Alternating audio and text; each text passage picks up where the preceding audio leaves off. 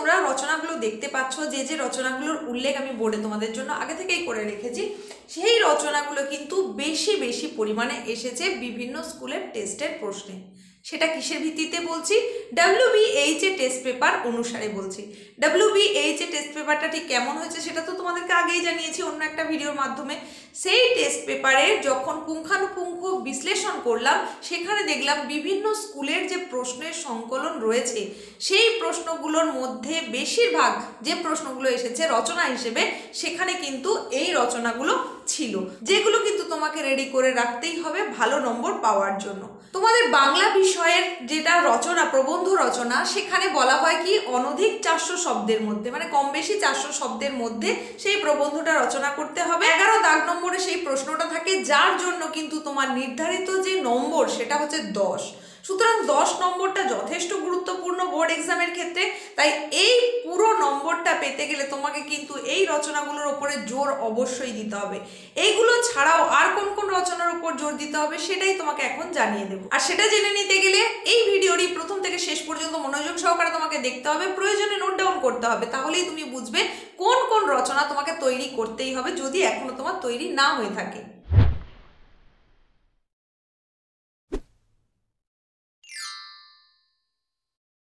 ছাত্রছাত্রীরা, তোমরা যারা এই বছর অর্থাৎ 2025-এ মাধ্যমিক পরীক্ষা দিতে চলেছো, তোমাদের জন্য আজকে একটা ছোট্ট উপস্থাপনা নিয়ে হাজির হয়ে গেছি আমি, তোমাদের এসপি ম্যাম। আজকে এই উপস্থাপনায় তোমাদের জন্য নিয়ে এসেছি টেস্ট পেপারের সব থেকে বেশি আসা রচনা, যেটা হচ্ছে প্রবন্ধ রচনা। তোমাদেরকে লিখতে হয় যে রচনাগুলো অতি গুরুত্বপূর্ণ, সেটাই তোমাদের এখন জানিয়ে দেব। একেবারে প্রথমেই যে রচনাটার কথা বলবো সেটা হচ্ছে বাংলার উৎসব। ভেরি ভেরি ইম্পর্টেন্ট একটা রচনা, যেটা কিনা অধিকাংশ স্কুলেই কিন্তু এসেছে। WBH টেস্ট পেপারে যত স্কুলের প্রশ্ন রয়েছে টেস্টের, সেখানকার অধিকাংশ স্কুলেই কিন্তু বাংলার উৎসব রচনাটা এসেছে। সুতরাং এই রচনাটা তোমাকে ভালো করে করতেই হবে। হয়তো তোমার স্কুলেরও টেস্টে এই প্রশ্নটা এসেছিল।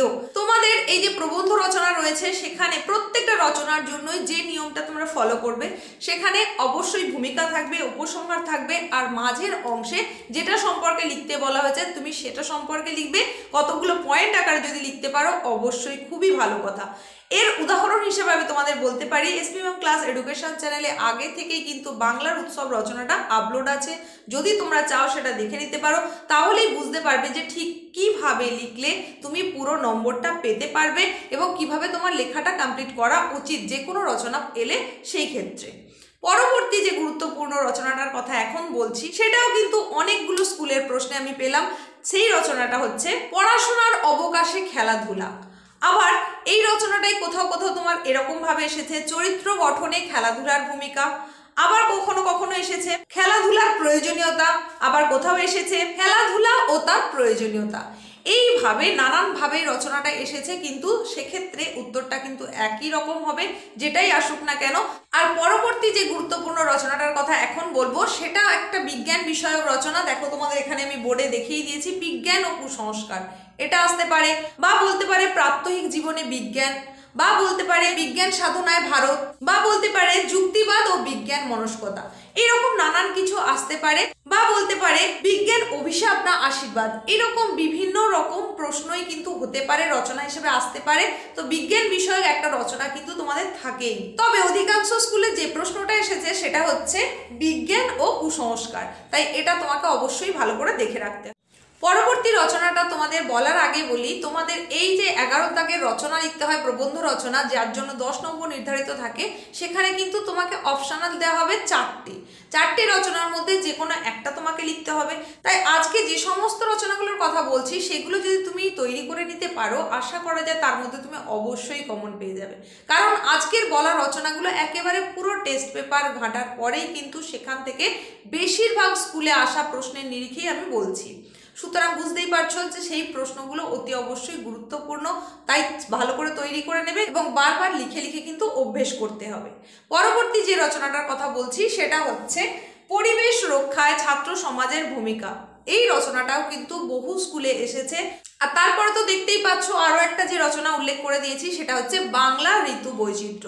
আশা করি এটা যদি তোমাদের এসে থাকে তাহলে যে কেউ কিন্তু লিখে আসতে পারবে। তোমরা নিশ্চয়ই রেডি করেই রেখেছো, তাহলে যদি রেডি হয়ে থাকে আরেকবার লিখে অভ্যেস করে নেবে, যদি না হয় অবশ্যই তৈরি করে নেবে, কারণ এটাও বহু স্কুলে এসেছে।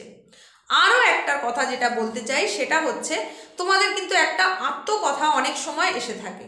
সেটা হতে পারে একটি পেনের আত্মকথা, হতে পারে একটি বইয়ের আত্মকথা, হতে পারে একটি লেখকের আত্মকথা, হতে পারে একটি নদীর আত্মকথা। তো এইরকম বিভিন্ন এসে থাকে আত্মকথা, সাধারণত এসে থাকে বেশিরভাগ সময়। তো তোমাদের জন্য এই বছর যেটা ভেরি ভেরি ইম্পর্টেন্ট সেটা হচ্ছে একটি নদীর আত্মকথা। এটা দেখলাম বহু স্কুলে এসেছে, তাই এটা অবশ্যই ভালো করে তৈরি করে নেবে। আবার বলছি, একটি নদীর আত্মকথা। এরপরে যেটা বলবো সেটা হচ্ছে অনেক সময় কিন্তু একটা পরিবেশের ওপরে একটা রচনা সাধারণত এসে থাকে। তো যদি সেটা এসে থাকে তার জন্য তোমরা কোনটা কোনটা করবে একটু বলে দিই, এটা একটু দেখে রাখতে পারো। সেটা হচ্ছে অবশ্যই যেটা দেখে রাখবে সেটা হচ্ছে বিশ্ব উষ্ণায়ন। এটাও কয়েকটা স্কুলের প্রশ্নে দেখলাম এসেছে বিশ্ব উষ্ণায়ন। আরও একটা যেটার কথা বলতে চাইছি সেটা হচ্ছে পরিবেশ দূষণ ও তার প্রতিকার। এটাও বেশ কিছু স্কুলে এসেছে, তাই এটাও তোমরা একটু দেখে রাখবে। একেবারে শেষে তোমাদেরকে মাত্র আর একটা রচনার কথাই বলবো যেটা তোমরা একটু ভালো করে দেখে রাখবে। তবে সেটা বলার আগে জানাই যে তোমরা যদি চ্যানেলে প্রথম এসে থাকো তাহলে অবশ্যই চ্যানেলটাকে সাবস্ক্রাইব করে পাশে থাকা নোটিফিকেশন বেল আইকনটাকে অল করতে একেবারেই ভুলবে না, এই ধরনের গুরুত্বপূর্ণ ক্লাসগুলো পাওয়ার জন্য। আর যদি তোমার ভালো লেগে থাকে তাহলে লাইক করে বন্ধুদের মধ্যে শেয়ার করে দেবে। কিছু জানার বা জানানোর থাকলে কমেন্টে জানাতে পারো। আর এখন জেনে নাও যে শেষ যে রচনাটার কথা বলছি সেটা ঠিক কি। সেটা হচ্ছে জনমত গঠনে সংবাদপত্রের ভূমিকা। আবার শুধুমাত্র সংবাদপত্র এটাও এসে থাকে। এই প্রশ্নটা কিন্তু বেশ কিছু স্কুলে দেখলাম এসেছে, অনেক সময় এসে থাকে। আবার কিছু কিছু স্কুলে এইরকম এসেছে শিক্ষা বিস্তারে গণমাধ্যমের ভূমিকা। আবার কিছু স্কুলে এসেছে জনমত গঠনে গণমাধ্যমের ভূমিকা। তো গুরুত্ব বুঝিয়ে নিয়ে আসা তোমাদেরকে সমস্ত রচনাগুলোর কথা বলে দিলাম, যেগুলো কিনা টেস্ট পেপারে অধিকাংশ ক্ষেত্রেই কিন্তু এসেছে। বেশিরভাগ স্কুলের আসা এই রচনাগুলো সম্পর্কে তোমাদের জানিয়ে দিলাম। তোমাদের যেগুলো তৈরি হয়েছে সেগুলো তো অবশ্যই রিভিশন করে নেবে, যেগুলো এখনো হয়নি সেগুলো খুব ভালো করে রিভিশন করে নাও। আজ এই পর্যন্তই।